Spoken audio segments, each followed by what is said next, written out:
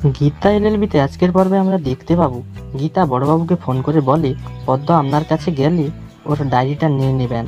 কৃপানের কেসে আবার নতুন একজন যুক্ত হলো, কাভেয়া। এই বলে গীতা ফোন রেখে দেয়। রিস রায় গৃহবধূ হত্যাকাণ্ডের কেসটি আবার ওপেন করার জন্য গীতা বেরিয়ে পড়ে কোর্টে যাওয়ার জন্য। চন্দ্রনাথ বাগিজ ও বিনয় বাগিজ আসে মুখার্জি বাড়িতে। অগ্নিজিৎ মুখার্জি দেখে বলে, এরা কারা, এখানে কি করছে?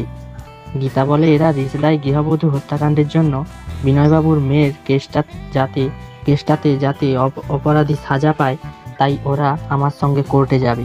অগ্নিজিৎ মুখার্জি বলে, ওটা হত্যা ছিল না, ওটা একটা অ্যাক্সিডেন্ট ছিল।